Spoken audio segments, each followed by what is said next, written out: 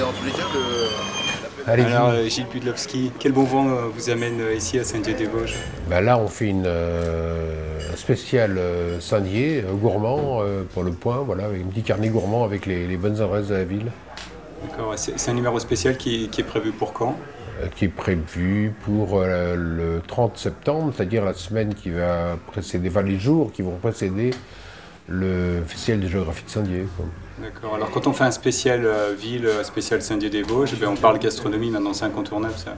Ben oui, Ouais, parce c'est un que peu je crois que la parti. gastronomie fait partie de la vie et une bonne, en tout cas c'est la spécialité, hein, au point, moi je suis là pour faire le fouineur, le tracker, mettre en valeur les gens intéressants, les cavistes sympathiques, les restaurateurs qui font attention à leurs racines, voilà, qui mettent en valeur les produits régionaux.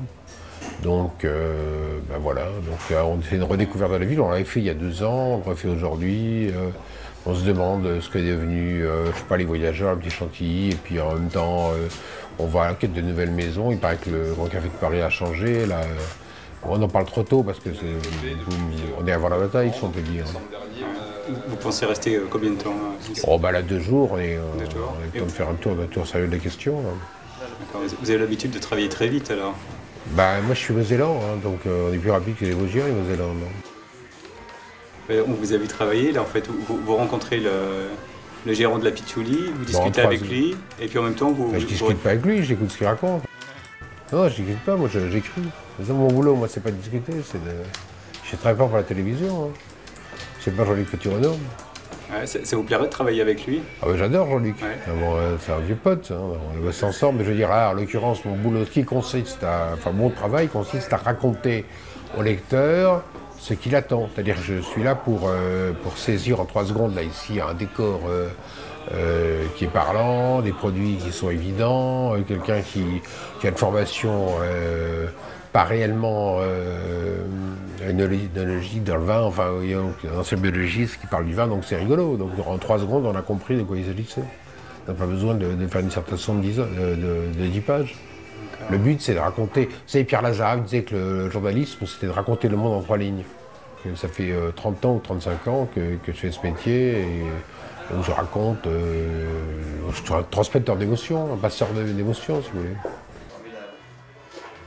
Voilà, et puis un mot sur votre photographe, Maurice Cosmon, ça fait 30 et quelques années qu'on travaille ensemble, donc voilà, c'est pour ça qu'on travaille encore plus vite, parce qu'on travaille depuis longtemps ensemble, on voit les gens en 3 secondes, on a compris.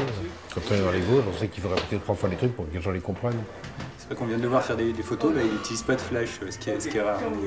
Ah bah, la flash, c'est une mauvaise lumière, hein. C'est sûr que le flash, c'est la lumière du pauvre. Donc, comment il s'appelle, Vermeer non plus, il faisait pas le flash, comme je peux dire. Les parents n'étaient pas les intellectuels. Mon grand-père était manœuvre à l'usine Solvay à Dormel-sur-Meurthe. Donc, je suis venu à l'écriture un peu par hasard, quoi. Il raconte quoi ce dictionnaire amoureux de l'Alsace? Ah ben c'est une déclaration d'amour à l'Alsace en 207 entrées. Hein, un dictionnaire, c'est les entrées, c'est-à-dire que c'est pas des chapitres. Hein, c'est-à-dire que ça va de A jusqu'à Z, de Edmond About à Zustendorf. Zustendorf avec un Z, Edmond About avec un A. Vous allez nous écrire aussi un dictionnaire amoureux des Vosges? Non, c'est pas dans les projets. En tout cas, dans ce livre, il y a une place importante. Il y a un chapitre aux Vosges du Nord, il y a un chapitre qui s'appelle L'éloge des Vosges, il y a un chapitre sur la forêt. Donc les Vosges, vous savez que les Vosges, c'est pas seulement un département, mais c'est un massif forestier qui rayonne sur 7 départements, dont les Vosges, où les Vosges, à ma connaissance, il n'y a qu'un tiers de la superficie du département qui se trouve dans la montagne des Vosges. Et en tout cas, moi qui habite de manière secondaire un petit village des Vosges du Nord, je me sens partie prenante dans ce pays, ce grand pays vosgien qui va des frontières du Palatinat allemand jusqu'au sud de la Franche-Comté avec le pays des Mille-Forêts. Alors Damien, vous venez d'avoir la visite de Gilles Pudlowski. Comment ça s'est passé pour vous? Eh bien, c'est très bien passé. Comme je vous l'ai dit tout à l'heure, c'était rapide et efficace. Il a vite cerné notre activité, nos buts, la façon dont on s'est développé et puis la façon dont on sélectionne nos vins également. C'est-à-dire qu'on essaie de trouver des vins qui sont un peu nos coups de cœur et qui soient un peu originaux pour la région, puisqu'on est limitrophe de l'Alsace, et donc on essaie de proposer également d'autres produits. Ouais, c'est important pour vous d'avoir un bon papier dans un journal comme Le Point? Bah déjà c'est le premier, donc effectivement avoir Le Point comme premier papier, c'est quelque chose de, je dirais, de primordial de mon point de vue. Dans la mesure où ça fait 4 ans qu'on a monté cette société, qu'on se développe bien et que pour moi c'est un peu une récompense de tout le travail qu'on a accompli depuis maintenant 3 ans et demi.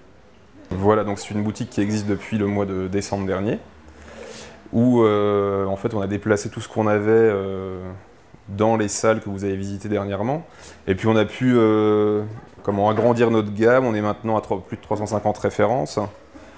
Et le but, comme vous pouvez le voir, c'est de trouver des vins qui sont originaux, qu'on ne trouve pas chez tous les cavistes, et encore moins en grande surface. Et donc on fait une sélection, on choisit nos vins, je dirais, au gré des saisons, au gré de nos envies. Et puis ça nous permet d'avoir des piliers qu'on vend beaucoup, et puis de tourner avec des vins plus ou moins originaux. Et puis c'est vrai que comme le Languedoc-Roussillon est maintenant en pleine explosion, c'est là qu'on trouve de belles surprises. Alors la pitchouli, elle existe depuis 7 ans maintenant. Elle a été refaite dans cet esprit un peu brocante. Et donc le but de Fabien Galizzi a été de suite d'imposer une sélection de vins. Et donc de faire ce que les autres bars de Saint-Dié ne font pas, c'est-à-dire de proposer une douzaine de vins ouverts. Vous avez les tableaux qui sont derrière vous, là où vous pouvez voir notre sélection du moment. Et puis également de proposer quelques cocktails sympathiques, type Morito.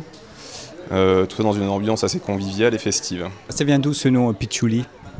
Alors la pitchouli, ça vient en fait d'une chanson qui se chante dans les 3e mi-temps de rugby.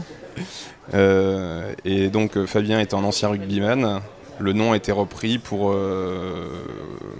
accueillir déjà les rugbymen dans un premier temps pour ce qui est des 3e mi-temps. Et puis voilà, le nom est resté avec le temps et du coup maintenant tout le monde va à la pitch.